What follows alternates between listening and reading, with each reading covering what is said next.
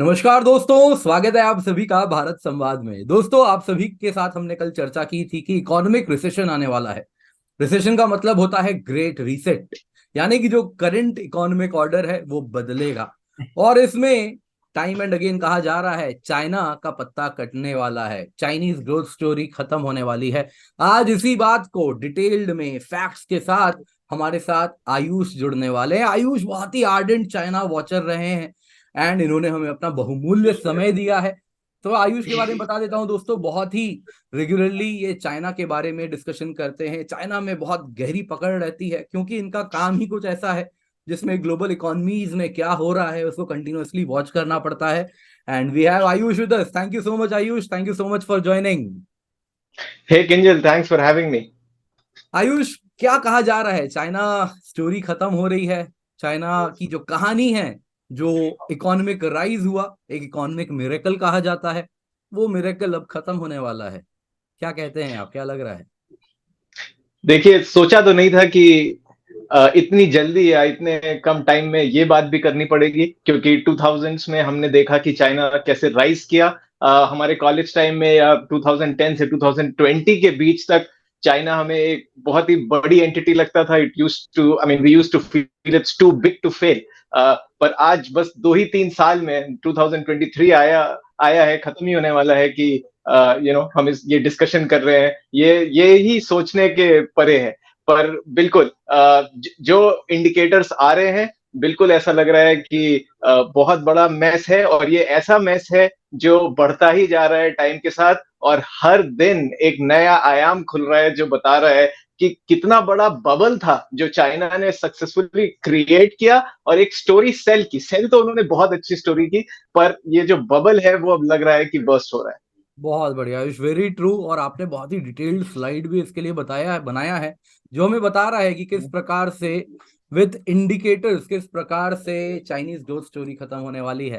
तो दोस्तों, आयुष हमें बताने वाले हैं। तो आयुष, क्या कह रहे हैं? ये चाइनीज इकोनॉमी 105 ट्रिलियन की वर्ल्ड इकोनॉमी जो है, 105 ट्रिलियन की, इसमें चाइना का इतना बड़ा शेयर है, और ये इकोनॉमी आप कह रहे हैं खत्म होने वाली है। क्या कारण है, क्या कह रहे हैं आप इसके बारे में? जी बिल्कुल, अगर आप ये देखिए, राइट वाला ग्राफ देखिए, तो इसमें आप देखेंगे कि ये चाइना की ग्रोथ। तो अगर आप देखें 2000 में ये नंबर बहुत कम है, ये शायद 2 या 3 ट्रिलियन रहा होगा उस समय। और फिर जो ये एक्सपोनेंशियल राइज हुआ है, और अभी हम ऑब्वियसली 2023 में हैं। अगर आप व्हाइट वाला ग्राफ देखें तो ऐसा लग रहा है कि जैसे अराउंड 2030 यूएस को ओवरटेक कर लेगा चाइना। यही एक प्रोजेक्टेड स्टोरी थी, यही एक प्रोजेक्टेड लाइन थी, यही स्टोरीज हम सब सुनते हुए पले बढ़े हैं। और 2030 I think was the year, और उसके बाद obviously China would have been the number one country in the world.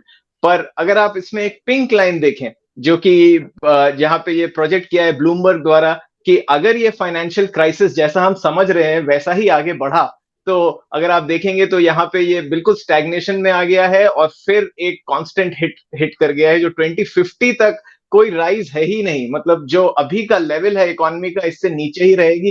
थोड़ा सा आपको ये जापानेस्क्यू लगेगा, इसमें आपको जापान ऑफ 1990 की झलक दिखेगी, क्योंकि 1990 में इसी तरीके का मीटियोरिक राइज जापान का भी हुआ था, और उसके बाद से आज की डेट तक जापान वो लेवल नहीं पा पाया है जो जापान ने 1990 में पाया था। तो ये ऐसा कुछ भी नहीं है जो पहले हिस्ट्री में नहीं हुआ है। इस तरीके का कंसेप्ट, या तो इस तरीके का चीज पहले भी हो चुकी है। तो इसमें कोई भी सरप्राइजिंग बात नहीं है। तो हिस्ट्री रिपीट्स इटसेल्फ और चाइना कुछ इंडियन क्रिकेट टीम की तरह टू अर्ली राइज कर गया, कुछ ऐसा लग रहा है। कहीं कहीं मैं मार्केट इसमें एक वो स्टैग्नेट कर मैं गया। इसमें एक या मैं इसमें एक एनालॉजी दूंगा। अगर आप फाइनल देखिए तो जैसा वर्ल्ड कप फाइनल में रोहित शर्मा की बैटिंग थी, काफी तेजी से चले, लेकिन उसका मतलब ये भी है कि हाई रिस्क, और जल्दी आउट हो गए। कुछ वैसा ही लग रहा है। तो चाइना कैसे ये- इतना बड़ा इकोनॉमी बन पाया, ये सबसे पहले हमें जब डिकंस्ट्रक्ट करना होगा चाइना की, जब हम समझेंगे जी कि कैसे ये स्लो डाउन हुआ है, तो बहुत जरूरी है कि हम ये समझ सकें कि चाइना ये मिरेकल किया कैसे। इतनी बड़ी जनसंख्या को इस क्वांटम में, इतने कम टाइम में जी गरीबी से बाहर निकालना, और एक मिडिल इनकम इकोनॉमी बना देना, और फिर एडवांस्ड इकोनॉमीज की तरफ मूव करने तक की बात हुई। लेकिन ये अपने आप में मिरेकल है, इतने कम टाइम में कैसे चाइना ने ये किया, सबसे पहले ये बताएं, फिर हम समझेंगे कि कैसे ये स्टोरी अब खत्म हो रही है। जी जी बिल्कुल, ये बहुत इंपॉर्टेंट पॉइंट है और एक्चुअली इसी वजह से एटलीस्ट पर्सनली मैं अट्रैक्ट हुआ चाइना की तरफ। आई थिंक मैं अपने स्कूल या कॉलेज में था जब ये स्टोरी आई कि चाइना इतनी तेजी से मीटियोरिक राइज हुआ है, द ड्रैगन इज फ्लाइंग। तो सवाल मेरे मन में यही था कि इंडिया क्यों नहीं कर पाया ये जो चाइना कर गया। ऑलमोस्ट हम सिमिलर इकोनॉमीज थे 1990 में, अराउंड 3 to 4 ट्रिलियन, या सॉरी 2-3 ट्रिलियन, थोड़ा ही ज्यादा होगा चाइना, लेकिन हम क्यों नहीं कर पाए। तो एक फैक्टर उसमें ये था जो लिबरलाइजेशन हुआ है चाइना का, अगर आप देखें तो करीब करीब 1978 में हुआ है। माओ जेडोंग जो इनके लेजेंडरी लीडर थे, उनकी डेथ हुई 1976 में। वो लिबरलाइजेशन के अगेंस्ट थे। हाउएवर उनकी डेथ के बाद जो आगे की सरकार आई उन्होंने लिबरलाइज किया। कंपेयर टू दैट आप देखेंगे इंडिया 1991 में लिबरलाइज हुआ है। तो एक तरीके से 13-14 साल हमने वहां पे लूज कर दिए। और चाइना क्योंकि 1978 में ही लिबरलाइज हो गया, उसके बाद वो ग्राउंड वर्क उनका उनको पता चल गया कि हमें क्या फैक्टर्स चाहिए एक इकोनॉमी को ग्रो करने के लिए, हमें किस तरीके का इंफ्रास्ट्रक्चर चाहिए, और उस तरीके की नेशन बिल्डिंग चाइना करने लगा। आप उसको इंडिया से कंपेयर करें तो इंडिया तो 1991 तक हम वहीं पे पिछड़ गए। उसके बाद चाइना ने 20-25 साल और लिए ये मार्केट समझने में, और उनको कि वर्ल्ड को क्या चाहिए, चाइना को क्या चाहिए। फास्ट फॉरवर्ड अराउंड 2001, यहाँ पे चाइना नेट वर्ल्ड ट्रेड ऑर्गेनाइजेशन ज्वाइन करता है। जैसे ही China world trade organization join करता है, बहुत सारी इकोनॉमीज, यूएस हो गई, यूरोप हो गई, everybody wanted to invest in China. China में ऑलरेडी इंफ्रास्ट्रक्चर मौजूद था और ये एक म्यूचुअली बेनिफिशियल रिलेशनशिप देखी जा रही थी। सबसे बड़ी बात कि उस समय यूएस के प्रेसिडेंट बिल क्लिंटन थे, और ये बहुत बड़े स्ट्रांग प्रोपोनेंट थे चाइना के साथ ट्रेड खोलने के लिए, क्योंकि इनको लगा कि जब ये चाइना से अगर ये रिलेशनशिप बनेगा तो uh, ये वेस्टर्न वर्ल्ड की तरफ चाइना को खींचेंगे और बेसिकली डेमोक्रेसी की तरफ लाएंगे। तो इस तरीके का इनका विजन था। Very true, very true. और यहाँ पे डेंग जियोपिंग को बुलाया जाता है, कहा जाता है कि he was the architect of modern China. Mao Zedong ने सिर्फ चाइना को बर्बाद किया है, ग्रेट लीप फॉरवर्ड वगैरह लेकर के आए, जिसमें सिर्फ और सिर्फ लोग गरीबी की चपेट में आते गए और मरते गए। लेकिन डेंग जियोपिंग वो थे जिन्होंने मॉडर्न चाइना का जो आर्किटेक्ट कहे जाते हैं। और यहाँ पे आपने बड़ा इंटरेस्टिंग अपने एक बात कही कि चाइना जो बना है that was because of US. US अपना कुछ इंटरेस्ट साधना चाह रहा था चाइना को ग्रो करके।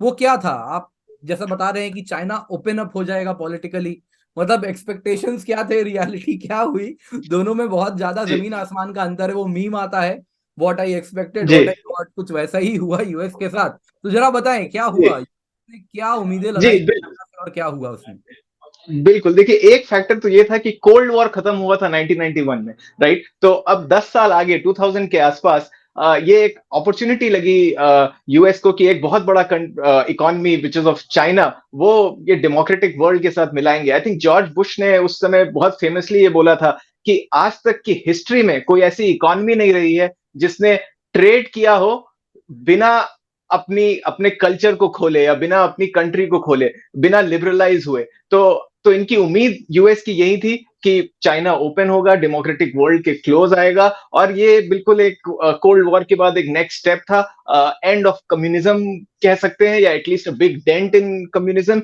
ऐसी उम्मीद थी चाइना को, यूएस को, सॉरी। बट चाइना ऑब्वियसली एक बहुत ही यूनिक मॉडल है, एक यूनिक कंट्री है, इकलौती कंट्री है एक तरीके से जो कम्युनिस्ट कंट्री है, पर एक उसके साथ कैपिटलिस्ट मॉडल भी है। तो आई थिंक उस समय की मांग जो 2001 की थी, यूएस ने ऑब्वियसली चाइना को अपनी तरफ खींचने की कोशिश की।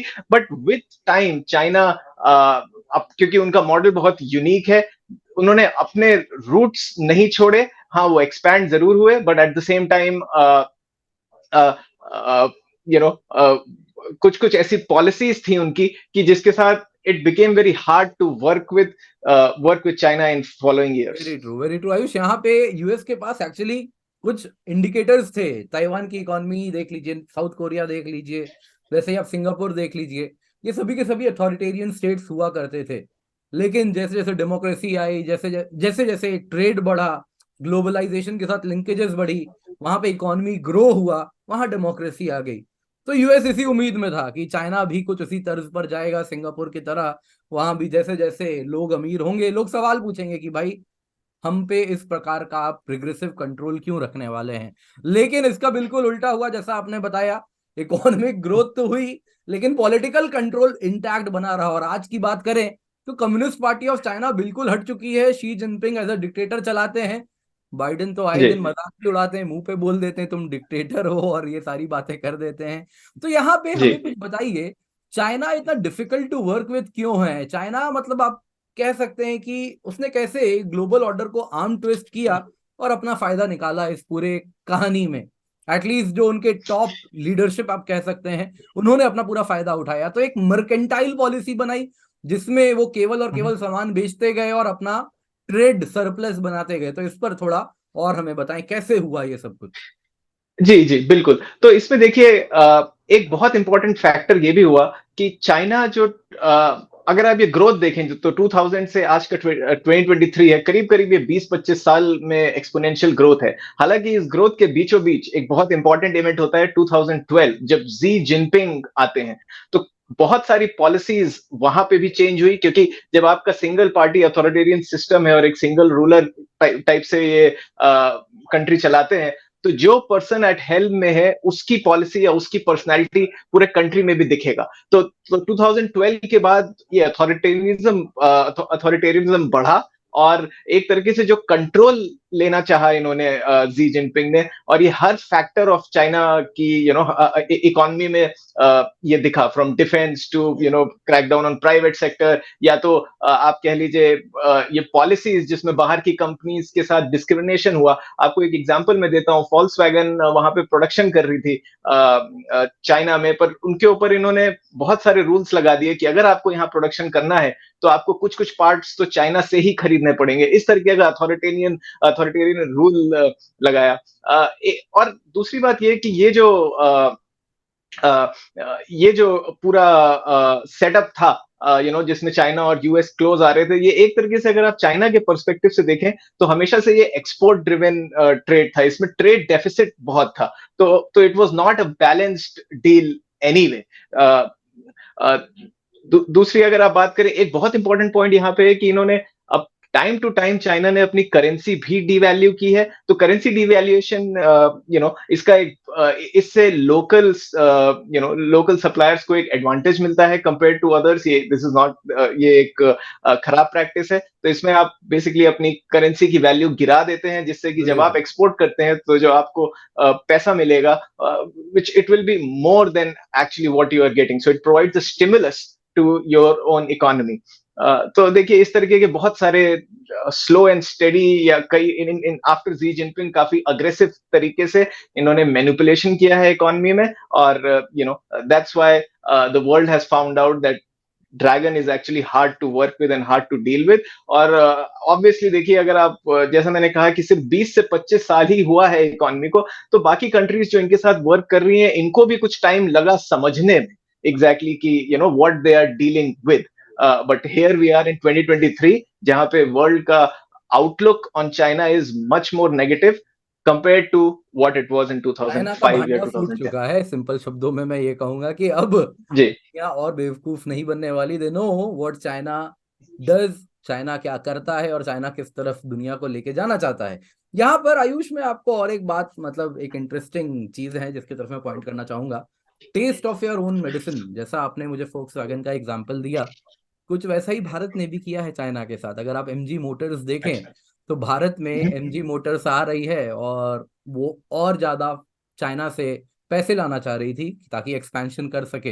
इंडिया ने रोक दिया, कहा कि नहीं नहीं, आपको इंडिया में अगर एमजी मोटर्स आप लगा रहे हैं, वैसे बहुत लोग सोचते होंगे मॉरिस गैराज ब्रिटिश कंपनी है, नहीं, it is owned by China.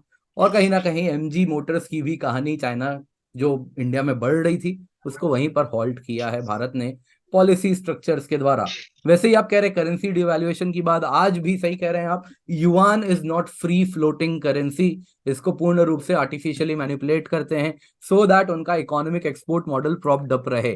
तो यहाँ पे दोस्तों हमें बहुत जरूरी है कि हम जानें, आयुष हमें बताएं कि करंट इकोनॉमिक इंडिकेटर्स क्या हो गए ऐसे जिसके द्वारा ऐसा लग रहा है कि चाइना की कहानी खत्म हो रही है। हाँ, ये बहुत इंपॉर्टेंट फैक्टर है, क्योंकि यहाँ पे बेसिकली ये सारे इंडिकेटर्स इसको इंडिकेट कर रहे हैं कि इकोनॉमी नीचे की तरफ जा रही है या एक डाउन स्लाइडिंग है। देखिए, जीडीपी तो obviously from last 2 to 3 years GDP तो नीचे जा ही रहा है। ये तो बिल्कुल नॉन फैक्ट है। एक्सपोर्ट्स घट रहे हैं। तीसरा पॉइंट जो यहाँ पे है, कंज्यूमर प्राइस इंडेक्स, ये बहुत इंपॉर्टेंट पॉइंट है, क्योंकि ये ये दिखा रहा है कि चाइना में डिफ्लेशन आ रहा है। और अगर डिफ्लेशन आ रहा है, इसका मतलब कि कमोडिटी या वहां पे चीजों के प्राइसेस कम हो रहे हैं। और डिफ्लेशन बेसिकली एक इकोनॉमी के लिए इससे बुरा कुछ हो नहीं सकता। तो इस पे और डिटेल में चर्चा करेंगे आगे। पर दिस इज अ वेरी की इंडिकेटर। तो यहाँ पे एक बार हमारे इसी दर्शकों को मैं या जूम करके ग्राफ एक बार बता दें। जैसे आप जीडीपी देख पा रहे हैं, 2020 में पीक किया है, 2020 के मिड में, और उसके बाद से जो गिरना स्टार्ट हुआ है, ये कोविड के टाइम के आसपास से ही जो गिरना स्टार्ट किया है, गिरता जा रहा है, गिरता जा रहा है, गिरता जा रहा है। और 2023 में भी इसके इम्प्रूव होने की संभावना नहीं लग रही। जी, हालांकि यहाँ पे यहाँ ऐसे पे आए थे कि चाइना ने डेटा फज किया था, और वो जी कोविड में पूरी इकोनॉमी लॉकडाउन में है, उसके बावजूद भी अपने जीडीपी को ग्रोथ वाले जोन में दिखा रहा था। जीडीपी इतनी अच्छा। ज्यादा ग्रो की है बीच ड्यूरिंग द लॉकडाउन। तो लोगों ने काफी सवाल उस पर भी उठाया था। आपने सही कहा, एक्सपोर्ट्स भी अगर आप देखें तो अब नेगेटिव में आ चुके हैं। और कंज्यूमर प्राइस इंडेक्स इन्फ्लेशन, ये आयुष क्या इंडिकेटर है जो इतना बड़ा रेड फ्लैग है, सीपीआई नेगेटिव में आना? मतलब जी इन्फ्लेशन देखिए। बात है, अक्सर लोग जी कहते हैं। जी जी बिल्कुल। देखिए, ये बहुत ही इंपॉर्टेंट फैक्टर है, क्योंकि अगर प्राइसेस नीचे जा रहे हैं तो एज अ कंज्यूमर हमें लगता है कि ये तो अच्छी बात है, क्योंकि प्राइस अगर नीचे गया है इसका मतलब वी कैन अफोर्ड मोर। और अगर सारे कंज्यूमर्स प्रोडक्ट्स बाय करने लगे तो एक तरीके से कंट्री का ग्रोथ बढ़ेगा। सो इन अ वे शॉर्ट रन में अगर कोई कमोडिटीज के प्राइस नीचे जा रहे हैं तो it's rather good for economy. However, अगर ये कंटिन्यूअसली होता रहा तो होता क्या है कि कंज्यूमर का कंज्यूमर फिर पैसा खर्च करना बंद कर देते हैं, क्योंकि उनको लगता है कि जो भी वो सामान खरीदने जा रहे हैं उसका अगले साल प्राइस और तो हो सस्ता सकता मिलने है वाला और है। सस्ता मिलेगा। तो इवेंचुअली वो खर्चा करना ही बंद कर देते हैं। और अगर खर्चा करना बंद कर देते हैं तो बैंक्स के पास पैसा नहीं रहता, इकोनॉमी में लिक्विडिटी नहीं रहती, और धीरे धीरे इकोनॉमी बिल्कुल फ्रीज हो जाती है। हमने और ये भी एक देखा है कि जहां जहां डिफ्लेशन हुआ है वहां वहां एक होर्डिंग मेंटालिटी भी आ जाती है लोगों के अंदर। और चाइना में थोड़ा थोड़ा ऐसा अभी हो रहा है। एक इंडिकेटर जो यहाँ पे नहीं है वो है house hold expenditure. House hold expenditure भी चाइना का अभी नीचे जा रहा है। और जो आपने पहला जीडीपी वाला पॉइंट बोला था उसमें भी एक रिलेशन मैं आपको बताऊंगा यहाँ पे, कि नॉर्मली सारी इकोनॉमीज में जब भी लॉकडाउन बंद हुआ है या लॉकडाउन हटा है उसके बाद एक ग्रोथ देखी गई है, जिसमें एक इस यूएस में तो वी शेप रिकवरी हुई थी, बिल्कुल एकदम से कंजम्पशन बढ़ा था। चाइना में अगर आप देखेंगे लॉकडाउन हटने के बाद बहुत हल्का सा एक स्पाइक आया है, लेकिन उसके बाद फिर से जीडीपी नीचे चली गई है। और ये बेसिकली इंडिकेट कर रहा है कि जो आम जनता है चाइना की, वो एक थोड़ा से पैनिक मोड में है, वो पैसा नहीं खर्च करना चाहते, and they are holding on and they are saving money. ये भी बता कि चाइनीज इकोनॉमी के फंडामेंटल्स हिल चुके हैं, क्योंकि बाकी इकोनॉमी जिनमें फंडामेंटल स्ट्रांग थे, जाहिर सी बात है, बेस इफेक्ट कहते हैं जिसको, कि पिछले साल का अगर जीडीपी कम है तो इस साल की तुलना में ऑटोमेटिकली बढ़ जाता है। लेकिन यहाँ पे वैसा कुछ भी देखने नहीं मिला। चाइनीज इकोनॉमी फंडामेंटली कमजोर होती हुई दिख रही है। दूसरा, आपने जो सीपीआई की बात की, बिल्कुल सही बात है। अगर कोई मैन्युफैक्चरर है और वो तो इस वक्त कोई सामान बना रहा है, तो वो तो आज के दर पे इंटरेस्ट रेट, लोन, सब कुछ ले रहा है, उसी दर पे इंटरेस्ट रेट पे कर रहा है, इस उम्मीद में कि आज ये सामान अगर मैंने 95 रुपए में बनाया है तो मैं 100 में बेच के 5 रुपए का प्रॉफिट कमाऊंगा, जिससे मैं अपने लोन वगैरह की भी जो चुकाना है वो चुकाऊंगा, लोगों को पैसे दूंगा। लेकिन अगर वो सामान ना बिके, या फिर वो सामान 100 में बिकने के बजाय 97 में बिकने लगे, और इस प्रकार से वो मैन्युफैक्चरर कहीं ना कहीं बहुत ज्यादा नुकसान सहेगा, तो जाहिर सी बात है इकोनॉमी को बहुत ज्यादा नुकसान होगा। आयुष, यहाँ पे जी। आप क्या बता रहे हैं? यूथ अनएम्प्लॉयमेंट रिकॉर्ड रेट पे 20%, दिस इज ह्यूज। मतलब चाइना जैसी दुनिया को नौकरी देने का दावा करती है बीआरआई के द्वारा कि बेल्ट एंड रोड इनिशिएटिव आएगा, पाकिस्तान जी पाकिस्तान होगा, वो खुद इस प्रकार से अनएम्प्लॉयमेंट से जूझ रहा है। ये डेटा तो ये डेटा थोड़ा फनी भी है इन अ वे, क्योंकि ये डेटा जब पब्लिश हुआ है, ये आई थिंक जुलाई अगस्त में चाइना ने पब्लिश किया, 21% अनएम्प्लॉयमेंट, और यूथ इनके हिसाब से are individuals who are from 16 to 24 years of age. उस 21% पब्लिश करने के बाद चाइना ने ये नंबर पब्लिश करना ही बंद कर दिए हैं। क्योंकि ये वो क्योंकि हो गया ना, वो बच्चा होता है ना, मेरा बैट मैं नहीं खेलूंगा अब। अब हो गया, आउट हो गया तो मैं जा जी रहा हूँ। तो ऐसा किया है चाइना ने कुछ यहाँ पे। जी जी बिल्कुल। और वैसे युआन वर्सेस यूएसडी का भी जो आप बता रहे हैं, ये भी बता रहे हैं कि थोड़ा इंडिकेटर 16 ईयर लो पे है, तो बता रहा है कि चाइनीज करेंसी में भी कुछ इम्पैक्ट है इसका। जी बिल्कुल, जब देखिए जब इकोनॉमी में स्लो डाउन होगा तो ऑब्वियसली करेंसी भी वीक होगी, ये दोनों हैंड इन हैंड चलते हैं, और वही प्रीटी मच युआन के साथ भी हो रहा है। और सबसे बड़ी समस्या है न्यू लोन्स। न्यू लोन सबसे बड़ा इंडिकेटर होता है इकोनॉमी किस तरफ जा रही है। न्यू लोन्स बंद हो जी गए इस प्रकार से, जीरो, जीरो के करीब है ये। पीपल आर बोरोइंग लेस, बिल्कुल है ना। मतलब ये क्या बिल्कुल। नंबर है, हिटिंग अ न्यू लो। 2009 तक ऐसा डेटा नहीं देखा था। ये तो बता रहा है कि भाई Chinese economy is near collapse, hmm, literally it is near collapse. तो क्या नहीं बिल्कुल ओवरऑल सही बात है। समराइज अगर आप करें, इंडिकेटर्स तो आपने बहुत ही खूबसूरती से दिखा दिए, अब अगर आप जी समराइज करें तो इकोनॉमी में क्या हो रहा है चाइना की। देखिए, चाइना की प्रॉब्लम आई थिंक 4 डी से हम पूरा ये सिचुएशन समराइज कर सकते हैं। एक, डेट का प्रॉब्लम है। काफी डेट लेके रखा है इनके प्राइवेट सेक्टर ने, जो कि वो चुका नहीं पा रहे हैं, स्पेशली हाउसिंग इंडस्ट्री। दूसरा, एक डीकपलिंग का प्रॉब्लम है। डीकपलिंग का मतलब ये है कि दुनिया की सारी बड़ी economies, they want to move away from China, they want to decouple from China, या तो आपने सुना होगा China plus one strategy, they want to have an alternative to China. ऐसे ही डिमांड का प्रॉब्लम है, वो हमने सारे ग्राफ्स में देखा, सारे इंडिकेटर्स हमें यही दिखा रहे हैं कि डिमांड बहुत कम है। हाउस होल्ड एक्सपेंडिचर बहुत कम हो चुका है। तो अच्छा, डिमांड में एक ग्लोबल डिमांड भी कम हुई है, उसके पीछे थोड़ा ऑब्वियसली कोविड के बाद all most world economies are not spending as much as it used to do before covid, तो एक वो भी प्रॉब्लम है। और चौथा प्रॉब्लम इनका है डेमोग्राफिक्स। तो इस पे और डिटेल में चर्चा करेंगे कि China is an ageing population, और अगर मैं आपको एक कंपैरिजन बताऊं तो चाइना का एवरेज एज इस समय 38 है, इंडिया का 26 या 27 है। तो इतना बड़ा डिफरेंस है एवरेज एज में। तो इन 4 डीज प्रीटी मच ये समराइज करते हैं चाइना की प्रॉब्लम्स को। वेरी ट्रू, वेरी ट्रू, आपने बहुत ही खूबसूरती से इसको बताया। यहाँ पर आप और भी कुछ कहना चाह रहे हैं इन द सेंस, ये चार आपने बहुत ही अच्छे से समराइज कर दिया चाइनीज इकोनॉमी की क्या मेजर प्रॉब्लम हो रही है। डिफ्लेशनरी प्रेशर भी आप बता रहे हैं बहुत ज्यादा है, सीपीआई इन्फ्लेशन आप बता रहे हैं किस प्रकार से कम हुआ है, और जो कि जी बड़ा ही नेगेटिव इंडिकेटर है कि भाई चाइनीज इकोनॉमी में डिमांड नहीं है, ये वही उसी का इंडिकेटर है। डिफ्लेशन जब हो रहा है तो आपने जैसा बताया, it's a negative thing for the economy. तो यहाँ पे आयुष जुड़ रहे देखिए हैं, थोड़ा सा। मैं बता देता हूँ, ये डिफ्लेशन की बात हो रही है, क्यों डिफ्लेशन इतना खराब है जी आयुष, जरा बताएं। कंज्यूमर्स बाइंग स्टॉप करते हैं फिर।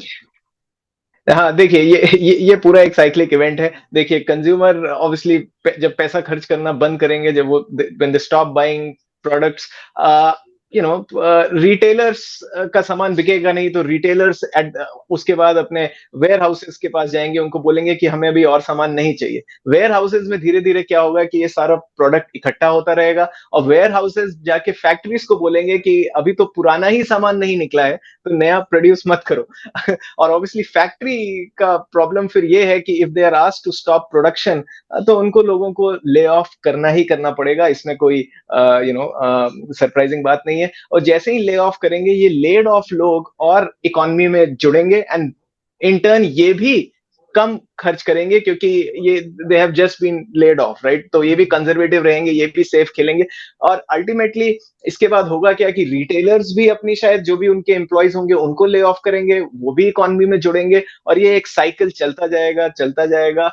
इवेंचुअली जो जो नेगेटिव सेंटिमेंट बनेगा, इससे सिटीजन्स जो कि who are probably not directly impacted and who are actually doing good, वो भी थोड़ा सा नेगेटिव सेंटिमेंट की वजह से होर्डिंग मेंटालिटी में आ जाएंगे, और बिल्कुल तो बेसिकली एक खर्च करना बंद परसिस्टेंट कर देंगे। साइकिल है जो कि चाइनीज इकोनॉमी को जी अपने गिरफ्त में लेता हुआ दिख रहा है। तो आयुष हमें बताएं, हाउसिंग को लेके बहुत ज्यादा न्यूज में रहता है कि चाइना में जो हाउसिंग सेक्टर है वो कोलैप्स होने वाला है। ये क्यों इतना बड़ा इंडिकेटर है? चाइना की इकोनॉमी को क्या हाउसिंग इतना यूनिक बनाता है? इस पर हमें जरा और इनलाइटन करें अपने नॉलेज से। जी, जी, बिल्कुल। ये देखिए, ये जो डेटा मैंने आपके साथ शेयर किया है, ये बीबीसी का डेटा है, जो कह रहा है कि चाइना की real estate is 25% of as a percentage of GDP. और इसको अगर हम और किसी इकोनॉमी से कंपेयर करें, तो बाकी इकोनॉमीज़ बहुत पीछे हैं। जैसे US is big on real estate, लेकिन फिर भी सिर्फ 16% of GDP is real estate. India का भी नंबर कुछ 13 या 14% है, I think as per livemint.com। तो अ तो बाकी इकोनॉमीज बहुत पीछे हैं। अब अगर आप ये समझिए कि अगर जीडीपी का इतना बड़ा हिस्सा रियल स्टेट है, तो इसका मतलब कि real estate is the primary driver of GDP in many in in a sense. और अगर रियल स्टेट को खतरा होता है, या तो रियल स्टेट में स्लो डाउन होता है, या तो रियल स्टेट एक बबल है जो बर्स्ट होने को है या बर्स्ट होने वाला है, तो नेचुरल सी बात है कि ओवरऑल इकोनॉमी को भी बहुत बड़ा उससे रिस्क रहेगा। यहाँ पर एक बार मैं दर्शकों को याद दिलाना चाहूंगा, 2008 का फाइनेंशियल क्राइसिस यूएस में हुआ था, पूरी दुनिया हिल गई थी। वो भी हाउसिंग मार्केट से ही स्टार्ट हुआ था। तो हाउसिंग मार्केट जब से 16% यूनाइटेड स्टेट्स का है, तब ये नतीजा हुआ था। यहाँ सोचिए 25% चाइना का जीडीपी हाउसिंग से आ रहा है। भारत में एक अगर सेक्टर की बात करें, तो हमारा जो एग्रीकल्चर सेक्टर है वो भी अगर आप देखें तो 18% 17% के आसपास होता है। तो कितना बड़ा ये नंबर है उस बड़ी सी इकोनॉमी के लिए। इसको और समझाया आयुष, हाउसिंग मार्केट बबल हो रहा है, 25 से 30% जी, जीडीपी का है, क्या है ये जी। सब?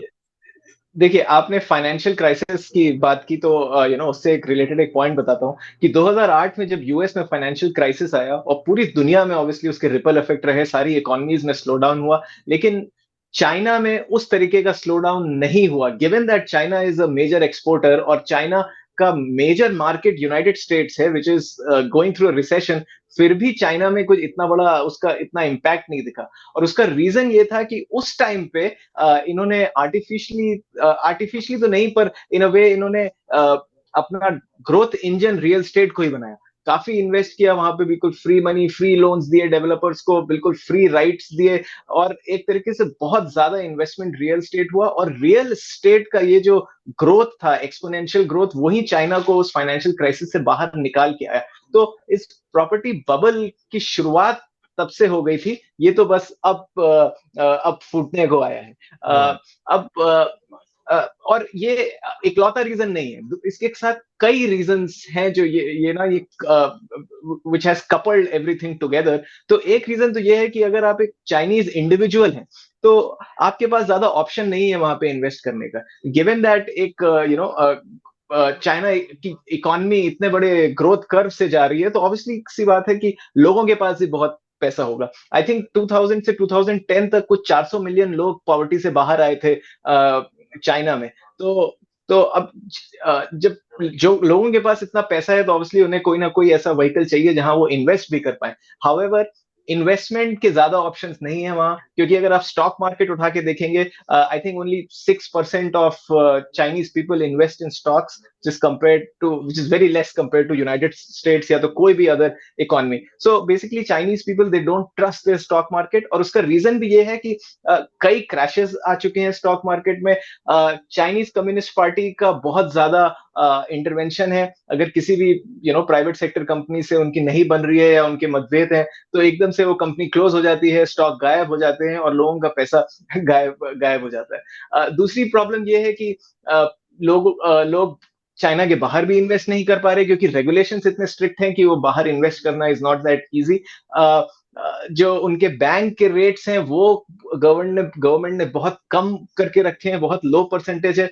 सो एज अ रिजल्ट, ऑप्शन ज्यादा है नहीं लोगों के पास इन्वेस्ट करने का, तो वो रियल स्टेट में ही इन्वेस्ट करेंगे। वेरी अच्छा, ट्रू। जो मैंने जी, और मैंने आपको पहले एक रीजन बताया था कि कैसे यू नो कैसे रिसेशन के दौरान या स्लो डाउन के दौरान गवर्नमेंट पॉलिसीज की वजह से रियल स्टेट ही चाइना को बाहर निकाल के लाया वहां से।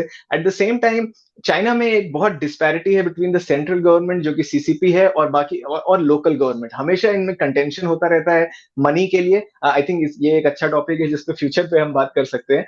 पर ये जो मनी का कंटेंशन है, लोकल गवर्नमेंट के पास one of the major funding source is land leasing. तो ये जो लैंड लीज देते थे लोकल डेवलपर्स को, उससे लोकल गवर्नमेंट्स बहुत पैसा कमा रही थी and in many cases it was the only source of income for them. तो इस वजह से ये लोकल गवर्नमेंट्स ने भी बहुत सपोर्ट किया डेवलपर्स को, फ्री लोन्स दिए बिना रिस्क के। कोई हाई रिस्क हुआ तब भी लोन्स दिए, और ये बबल ग्रो करता गया।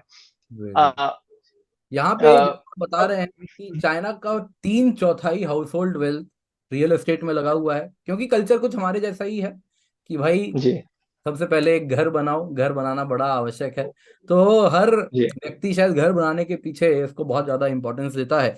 और आपने यहाँ पे बड़ा जी इंपॉर्टेंट आपने एक बात कही है कि चाइनीज कल्चर भी कुछ ऐसा ही है ऑलरेडी। वहां पे अगर आप देखें तो वन चाइल्ड पॉलिसी के बाद से स्क्यूड सेक्स रेशियो रहा है, जिसमें लड़कों जी की तादाद बहुत ज्यादा है। आज भी कहा जाता है कि आने वाले 5 साल के बाद कितने मिलियन चाइनीज मैन होंगे जो कि जी अनमैरिड रहने वाले हैं, उनके लिए लड़कियां नहीं हैं। और कुछ तो यहाँ तक कहते हैं कि चाइना अब पाकिस्तान जा रहा है लड़कियों के लिए कि वहां से लड़कियां शादी हो सके। तो यहाँ पे आप जी एक बात बताइए कि men cannot marry unless they own an apartment. तो ये एक सोशल कंस्ट्रक्ट इस प्रकार का बन गया है कि हर व्यक्ति पैसा कमाते ही घर खरीदता है कि भाई 35-40 के होने के पहले शादी वादी हो जाए, वरना वरना हो सके घर बना ले। जी जी देखिए, नेचुरल सी बात है जहाँ पे इतना कंटेंशन हो गया है। आई थिंक 50 या 60 मिलियन लेस गर्ल्स हैं कंपेयर टू या विमेन है कंपेयर टू मेन। तो शादी के लिए बहुत ज्यादा कंटेंशन है। इस कॉम्पिटिटिव स्पेस में लड़की और उनकी फैमिलीज एक कल्चर टाइप बार्गेनिंग का बन गया पोजीशन है कि बेहतर है उनकी। जी, उनकी बार्गेनिंग पोजीशन बहुत बेटर है, और they are only marrying men who have an apartment. Otherwise वो मैरिज हो नहीं पा रही है। तो बिल्कुल सही कहा आपने कि ये सारे कंस्ट्रक्ट्स कल्चरली और सब मिला के, given that they don't have much options to invest, एक ही ऑप्शन बचता है, वो है रियल एस्टेट। सही कहा आपने। वैसे भी आपने देखा था कैसे दीदी, एक ride hailing app company China की थी, वो यूएस के स्टॉक मार्केट में जाके लिस्ट हो जाती है। चाइनीज कम्युनिस्ट पार्टी कहती है नहीं तुम्हें नहीं करना, उसके डिक्टेट्स को नहीं फॉलो करते हुए वो लिस्ट करती है, और अगले दिन दीदी ऐप को ब्लॉक कर दिया जाता है और इतनी बड़ी कंपनी रास्ते पर आ जाती है। सेम हमने अलीबाबा के साथ भी देखा है। तो वहां पे स्टॉक मार्केट में इन्वेस्ट करना अपने आप में मतलब खतरों का खेल है, तो लोग नहीं इन्वेस्ट करते हैं। वेल्थ इरोजन बड़ा आसान है। पर यहाँ पर जी एवरग्रैंड बहुत ज्यादा डिटेल में रहा है, न्यूज में रहा है।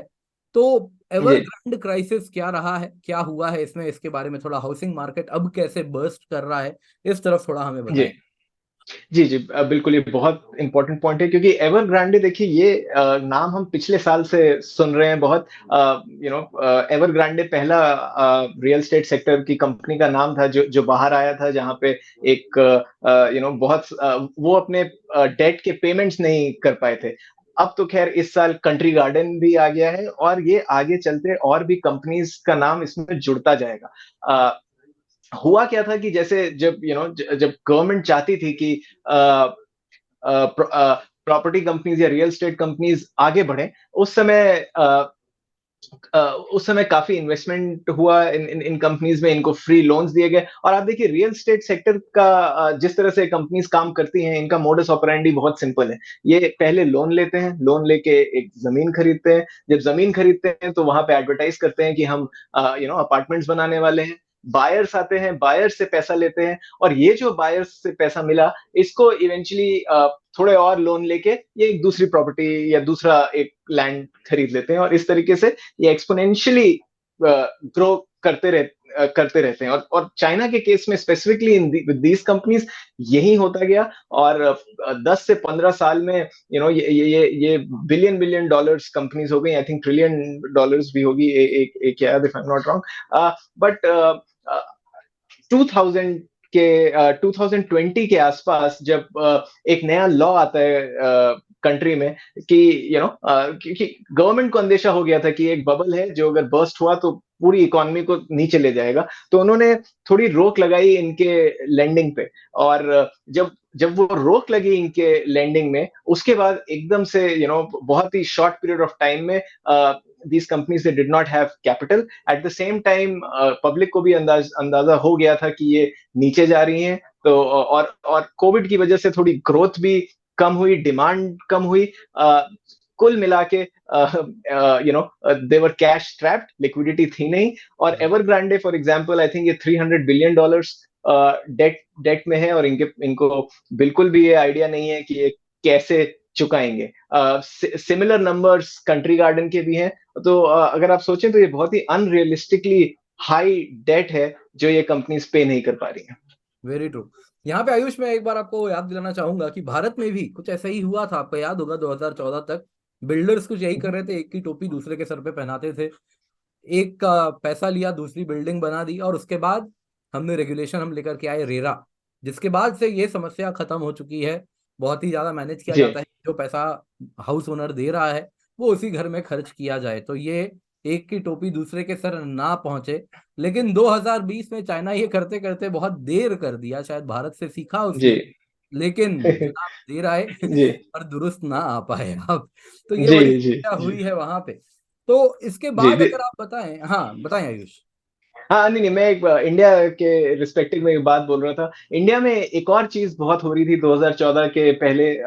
ब्लैक मनी बहुत था मार्केट में, और वहां भी जब लोगों के पास ब्लैक मनी ज्यादा था तो ऑब्वियसली इन्वेस्टमेंट रियल एस्टेट में ज्यादा हो रहा था, क्योंकि रिटर्न्स हिस्टोरिकली ज्यादा मिले हैं रियल और एस्टेट में। कॉन्ड्यूट मिलता है, टैक्स उसमें जाता है और वो सफेद होके निकल सकता है। ट्रू। जी बिल्कुल बिल्कुल। तो लेकिन ऑब्वियसली गवर्नमेंट की पॉलिसीज थोड़ी स्ट्रिक्ट रही, अच्छी रही, तो जो ब्लैक मनी पे कंट्रोल आया उसकी वजह से ये बूम, जो रियल एस्टेट का आर्टिफिशियल बूम था, वो इंडिया में रुका। और सेम चीज, I mean China, obviously the reasons are very different to India, वो बूम क्या हुआ, बट आर्टिफिशियल नॉनदलेस। और वो चाइना में वो बूम रुक नहीं पाया, एक जो आर्टिफिशियल बबल की हम बात करते हैं। Very true. एक चाइना में ये भी कहा जाता है कि मतलब घर बना रहे थे इस उम्मीद में कि इसको किराए पे चढ़ाएंगे और उससे जो पैसा आएगा उससे इंटरेस्ट पेमेंट वगैरह होगा। लेकिन वहां की डेमोग्राफी ऐसी हो गई है कि अब उतने लोग नहीं बचे हैं जिनको घर की आवश्यकता है, और घर पे घर बनते जा रहे हैं। जैसा आपने बताया भी कि घोस्ट सिटीज चाइना में बन रहे हैं। तो अब ना तो जी कोई घर में रहने आ रहा है, ना तो रेंट मिल रहा है, ना ही इंटरेस्ट पेमेंट्स हो पा रहे हैं। तो जाहिर सी बात है इस केस में हाउसिंग प्राइसेस गिरने चाहिए थे, जो उसकी प्राइस है जी उससे कम होना चाहिए। लेकिन उस पर भी चाइनीज सरकार ने रेगुलेशन लगा दिया कि 15% से कम नहीं होने देंगे, क्योंकि लोकल गवर्नमेंट जी भी रेवेन्यू लैंड लीज पे ही जी रही है। जी तो एक गंदा सा कॉबवेब बना हुआ है आयुष, जरा इसको समझाएं। जी क्या है ये घोस्ट सिटीज, और जी प्राइसेस अगर जी गिर जाएं तो क्या होगा? जी, तो देखिए पहले प्राइजेस की बात करते हैं। अगर मान लीजिए इसमें गवर्नमेंट का इंटरवेंशन नहीं होता, तो ऑब्वियसली डिमांड और सप्लाई एक एक इक्विलिब्रियम बनता, प्राइजेस गिरते, पर एक स्टेडी स्टेट में आ जाती। पर एट द सेम टाइम, क्योंकि इन्वेस्टमेंट व्हीकल कोई है नहीं, 70% of a household income is invested in property. तो with such kind of numbers, government property के दाम गिरने नहीं दे सकता, क्योंकि अगर गिर गए तो गवर्नमेंट में लोगों का कॉन्फिडेंस बहुत कम हो जाएगा। तो इस कारण से वहां पे एक उन्होंने एक रूल लगाया हुआ है कि ये दाम मत गिरने दो। अच्छा, मैं एक और नंबर देख रहा था चाइना में जो बड़ा इंटरेस्टिंग है, कि 1.4 बिलियन लोग हैं, पर अराउंड 600 टू 650 मिलियन हाउसेस हैं। तो इसका मतलब हर दो बंदे पे एक घर है। तो ये रेशियो बहुत ज्यादा है, ये किसी भी कंट्री में ऐसा रेशियो नहीं है, डेवलप्ड या डेवलपिंग इकोनॉमी में।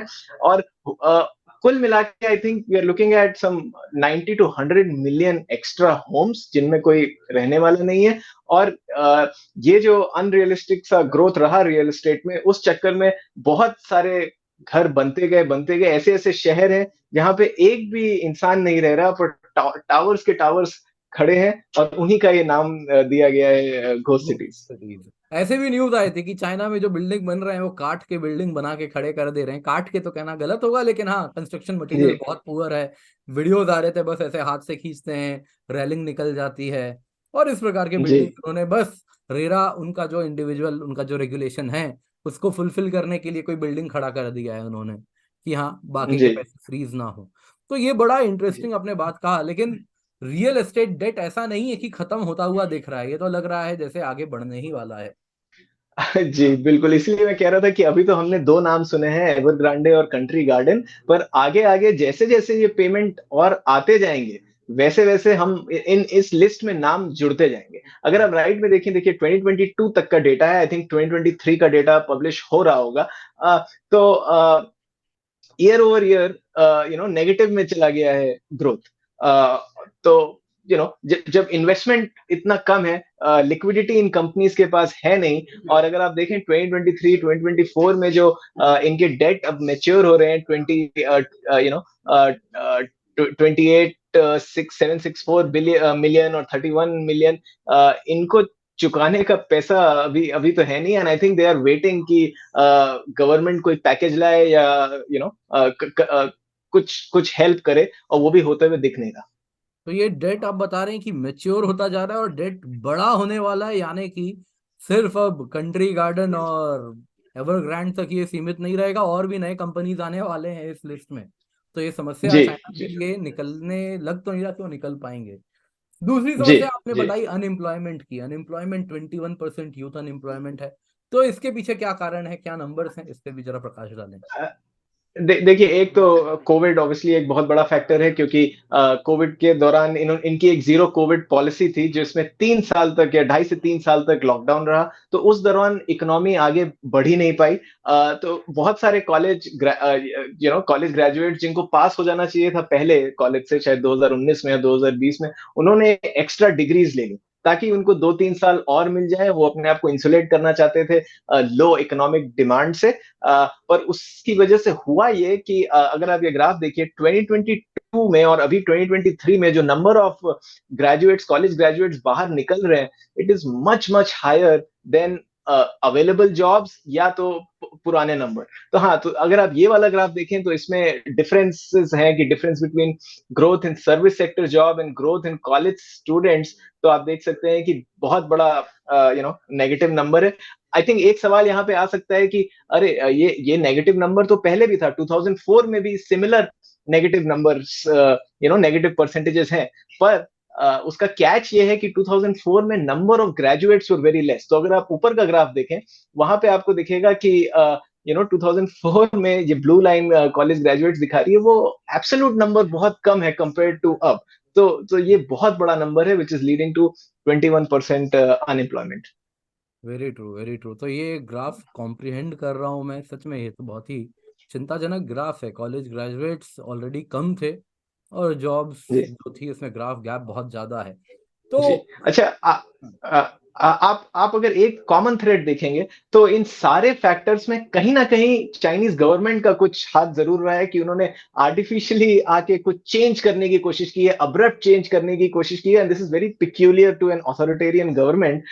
यहाँ पे क्योंकि China was a big manufacturing country, इनका सपना था कि कि ये एक नॉलेज बेस्ड इकोनॉमी बने। तो गवर्नमेंट ने बहुत लोगों को पुश किया कि कि वो कॉलेजेस की तरफ जाएं, और ये उसी आर्टिफिशियल पुश का नतीजा है, एक तरीके से आप कह सकते हैं कि आज की डेट में इतने ज्यादा ग्रेजुएट्स हो गए हैं जितना कंट्री सपोर्ट नहीं कर सकती। सही बात है, 2004 तक तो ये मैन्युफैक्चरिंग इकोनॉमी थे मोटा मोटी, तो इनको ज्यादा आवश्यकता भी नहीं थी कि कॉलेज ग्रेजुएट आए और वो सर्विसेज जॉब प्रोवाइड करें।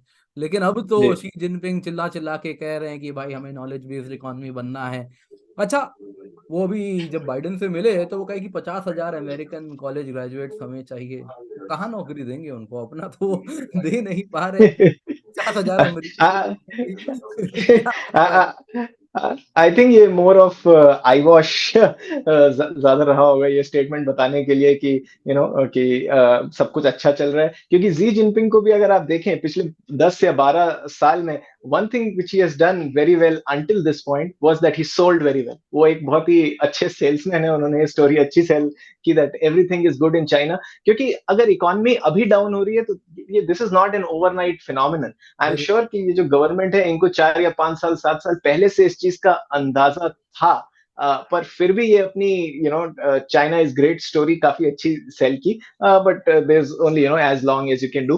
बट आई थिंक कि कोविड ने भी थोड़ा सा ये टाइम बॉम्ब का टाइम डिक्रीज कर दिया। Very true. ये बड़ा बढ़िया लगाया है लोगों ने, मतलब अब उम्मीदें छोड़ दी है नौकरी से, लॉटरी टिकट्स खरीदना शुरू कर दिए हैं। जी, इसका मैं ग्राफ इसका ढूंढ रहा था, शायद मुझे मिला नहीं, बट हाँ, पर ये बहुत बहुत इंटरेस्टिंग था कि more chances of winning a lottery.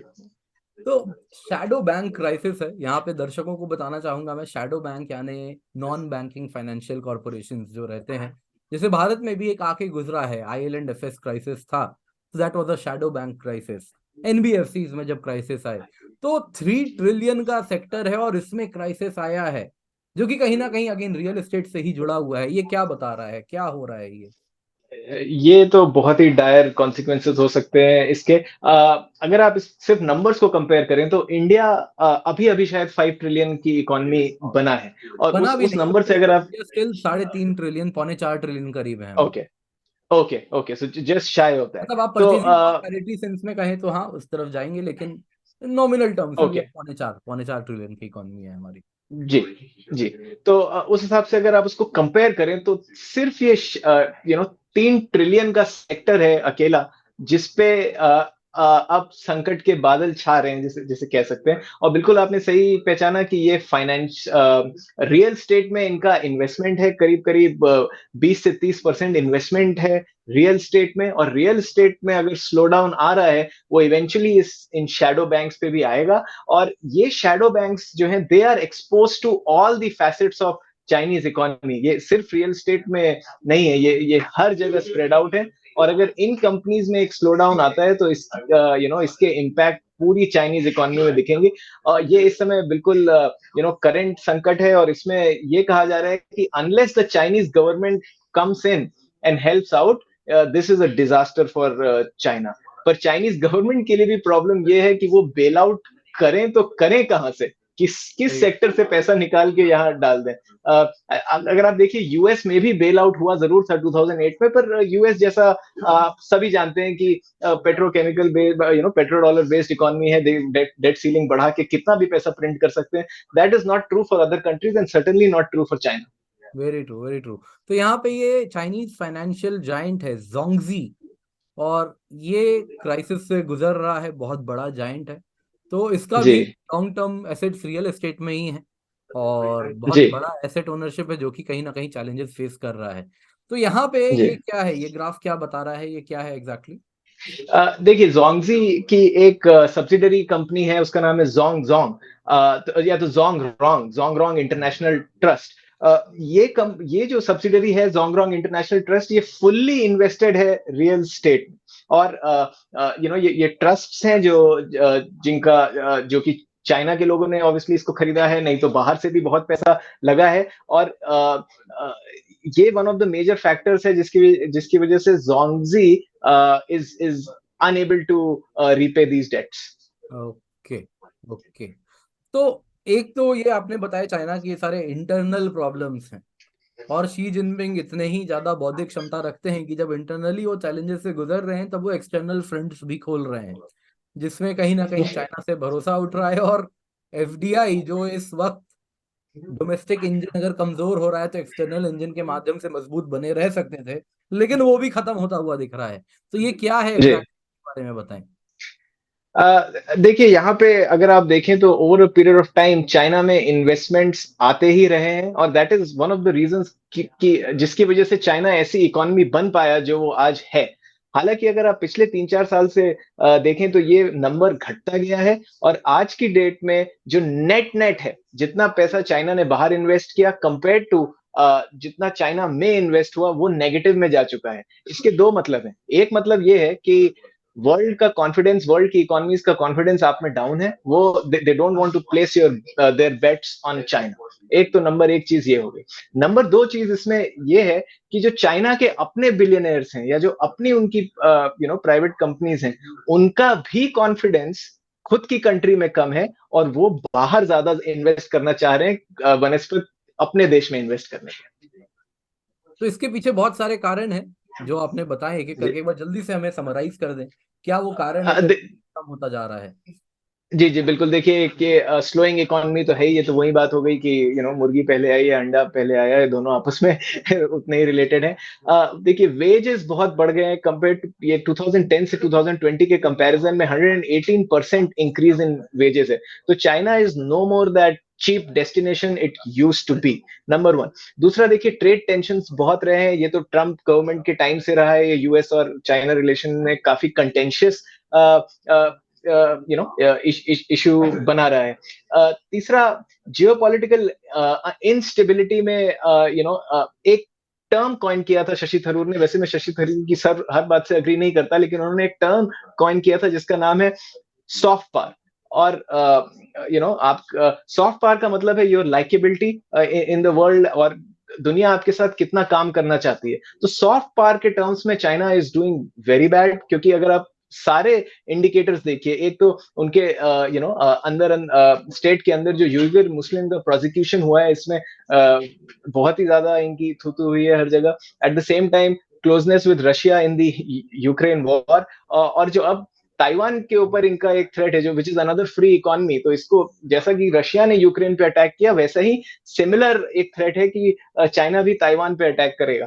तो एक तरीके से नेगेटिव सेंटिमेंट है पूरी दुनिया में चाइना के साथ, and people don't want to work with China. अच्छा, इसके बाद ये सिक्योरिटी डेटा ब्रीच कंसर्न्स तो है ही, इसके साथ अगर आप देखें चाइनीज मॉडल एक तरीके से ये भी रहा है कि इन्होंने जो भी यूएस कंपनीज आके चाइना में इन्वेस्ट करती हैं, उनकी इंटेलेक्चुअल प्रॉपर्टी किसी तरह लीक हो जाती है चाइना में या चोरी हो जाती है, and China is a master at scaling. ये वो आईपी चुरा के उसको काफी स्केल करके बहुत अच्छे से नए पैकेज में वही सामान बेच देते हैं, and that has been the China model.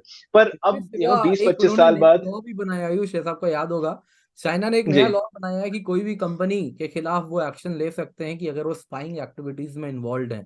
और ये बहुत ही वेगली अच्छा। डिफाइन रखा गया है कि क्या एग्जैक्टली स्पाइंग है। तो इस वजह से जी। भी जो फॉरेन कंपनीज हैं वो बचना चाह रहे हैं कि भाई गए वहां पे धंधा जी। करने और पता चला जेल के अंदर चले गए तो ऐसा ना हो। जी, जी। और देखिए इसके साथ ही लास्टली जो बहुत बड़ा इम्पोर्टेंट है कि ऑब्वियसली एक 5G रेस चल रही है अभी।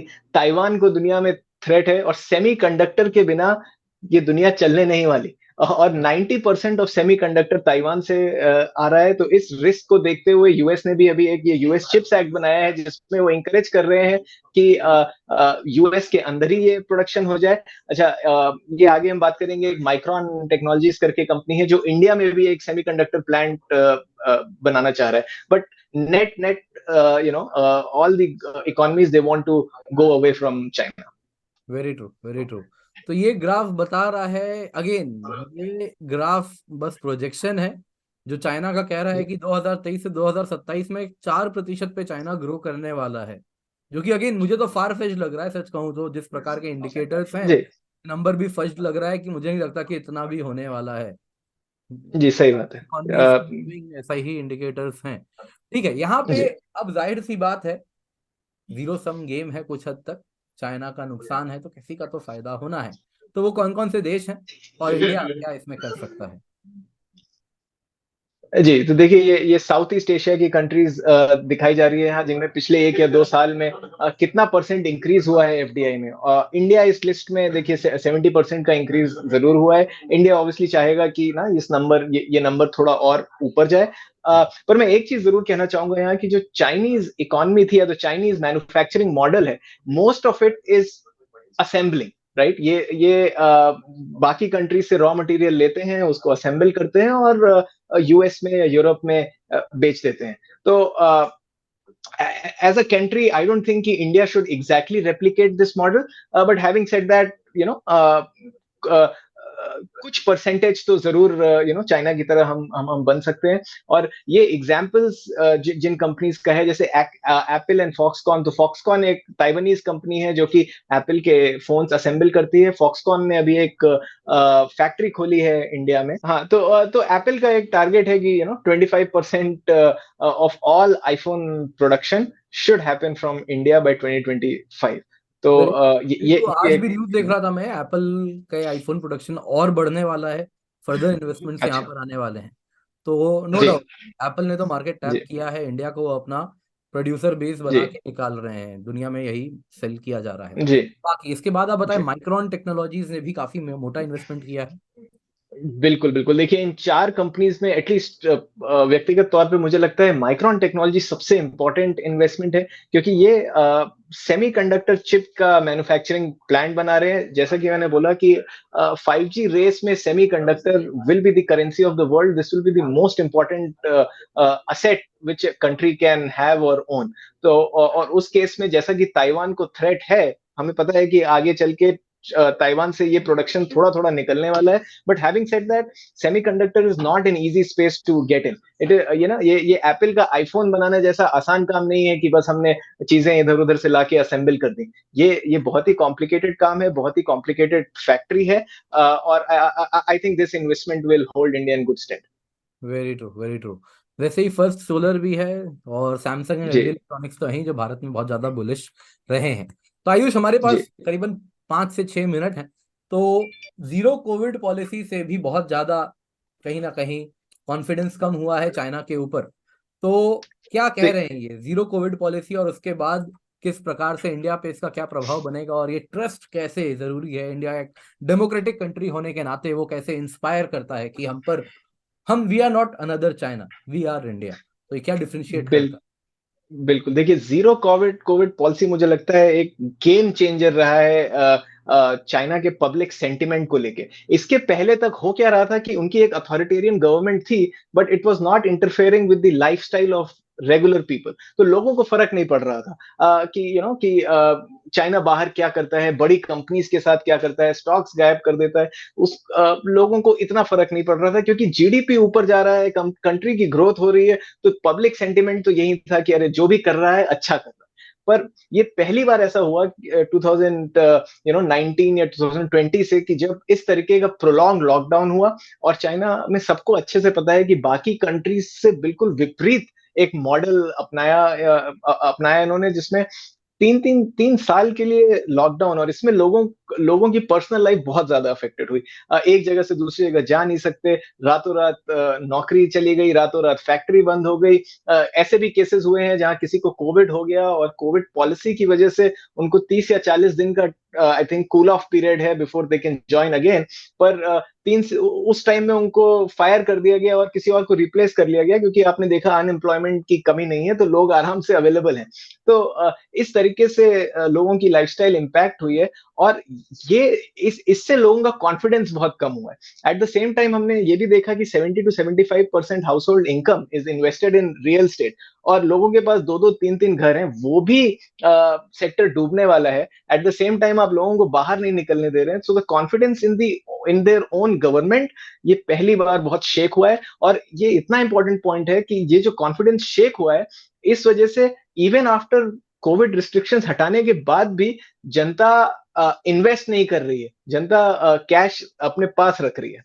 Very true, very true. वैसे ही मुझे याद है फीफा वर्ल्ड कप फाइनल पूरा चाइना बैठ के देख रहा था, और वो लॉकडाउन में बंद थे, और वो देख रहे थे किस प्रकार से Qatar, if I am not wrong, Qatar में ही था, तो जी कतर में जी किस जी प्रकार से लोग स्टेडियम में जमा होके चीयर कर रहे हैं, एंड उनके लिए वो बहुत बड़ा शॉकिंग मोमेंट था। तो ट्रस्ट की आप बात कर रहे हैं, एक तो हुआ कि इंटरनल ट्रस्ट खत्म हुआ है, वैसे ही एक्सटर्नल ट्रस्ट भी, दुनिया का चाइना पे भरोसा खत्म हुआ है कि China is not a safe supplier of critical raw materials, critical intermediate goods, critical manufactured goods. तो चाइना पे भरोसा जी नहीं कर सकते, चाइना से सप्लाई चेन हटाना होगा। तो ये बहुत बड़ा ट्रस्ट dwindle किया है। जी, जी। देखिए और यहाँ पे हम लगभग कपल ऑफ पॉइंट्स हम पहले ही बात कर चुके हैं कि कैसे पैंडेमिक में रिस्ट्रिक्शन हुआ, कैसे प्रॉपर्टी मार्केट डिक्लाइन हुआ। एक और बहुत इंपॉर्टेंट पॉइंट है कि जब ये सब हो रहा था, इसी दौरान जो अथॉरिटेरियन गवर्नमेंट है, इसने प्राइवेट सेक्टर पे जाके बहुत बड़ा क्रैकडाउन किया है। तो आप सबको जैक मा का एग्जांपल पता है कि कैसे 3 महीने के लिए गायब हो गए। आपने बीबी की बात की कि कैसे उन्होंने न्यूयॉर्क स्टॉक एक्सचेंज में कंपनी लिस्ट की थी। तो चाइना ने अपने लोकल मार्केट में दे स्टॉप बीबी फ्रॉम एक्यूमुलेटिंग न्यू कस्टमर्स। तो तो ये सब भी जनता देख रही है कि किस तरीके से government is intervening with the free market. और ये सिर्फ जनता ही नहीं, ये बाहर की इकोनॉमीज भी देख रही हैं कि फॉर एग्जांपल जब बीबी के साथ उन्होंने जब चाइना ने उनको फोर्स किया कि आप न्यूयॉर्क स्टॉक एक्सचेंज से हट जाइए, और I think in some months from now BB is going to list themselves in Hong Kong stock exchange. तो जो बाकी कंपनीज भी हैं जो बाहर के स्टॉक बाहर के स्टॉक एक्सचेंजेस में लिस्टेड है, और मतलब जाहिर सी बात है उसमें इन्वेस्टर कॉन्फिडेंस बहुत कम हो गया, और लोगों ने और इन्वेस्टर्स ने अपना पैसा बराबर वापस खींच लिया। तो एडटेक ये जो सेक्टर भी हाथों पॉलिसी हाथ बंद कर मेकिंग, दिया उन्होंने ऐसे ही, रातों रात एडटेक अरे सेक्टर। तो आयुष, हमें जी अब समराइज करें, आखिरी के 2 मिनट हैं, इंडिया पे क्या जी प्रभाव होने वाला है, how India can seize this moment. जी तो देखिए सबसे बड़ी बात तो ये है कि इस इसको इंडिया बिल्कुल भुना सकती है at this time. Eight the same time I think जो गवर्नमेंट की पॉलिसीज हैं अभी, वो हमें ऐसी पॉलिसीज रखनी पड़ेंगी जो कि सपोर्टिव है बिजनेस की, जो बिजनेस करना आसान बनाती हैं। इंडिया में बहुत कुछ हो रहा है मेक इन इंडिया में, आपने नाम सुना होगा PLI, which is production linked incentive. यहाँ पे आपके प्रोडक्शन के हिसाब से कंपनीज को इंसेंटिवाइज किया जा रहा है। एक बहुत अच्छी बात ये हुई है कि जो जो सेक्टर्स पीछे रह गए थे, जो जीडीपी में 1 या 2% से कम वाले सेक्टर्स हैं, उन पे ये इंसेंटिव ज्यादा लागू हो रहे हैं। तो so I think we are prepared, but at the same time मैं हमेशा ये बोलता हूँ कि देखिए कोई और कंट्री नीचे जा रहा है, that is not that is not an opportunity जो हमें यूज करना चाहिए। हमें हमें खुद इतना स्ट्रांग बनना है, आत्मनिर्भर बनना है कि डजेंट मैटर कि चाइना ऊपर जाए या नीचे जाए, अगर हमारे पास क्वालिटी है तो दुनिया हमारे पास खुद ही आएगी। तो ये तो मैन्युफैक्चरिंग की बात हो गई, but at the same time मैं ये भी बोलना चाहूंगा कि हमें चाइना का मॉडल कॉपी करने की कोई जरूरत नहीं है। हम अपना मॉडल बना सकते हैं, और हमें ज्यादा इनोवेटिव होना पड़ेगा। और हमारा target should not be China, हमारा टारगेट होना चाहिए यूनाइटेड स्टेट्स ऑफ अमेरिका, क्योंकि हम we are at par with them mentally, और हमारे पास कोई भी ऐसा रीजन नहीं है why we can not become USA in next 30 or 40 years। On that note Ayush, बहुत ही इंटरेस्टिंग आपने ये हमें पूरे चाइना के बारे में बताया। No doubt you are so much popular when it comes to China. China के आप इतने आर्डेंट वॉचर रहे हैं, इतना ज़्यादा डिटेल्ड में आपने चर्चा की है। तो हमारे दर्शकों से अनुरोध है, कमेंट में बताएं आपको कैसा लगा ये डिस्कशन। वीडियो को लाइक करें, भारत संवाद को जरूर सब्सक्राइब करें। आयुष, एक बार हमारे दर्शकों को आप बोल दें, like share subscribe Modi ji के अंदाज में। बिल्कुल, लाइक शेयर एंड सब्सक्राइब। जय भारत। जय भारत।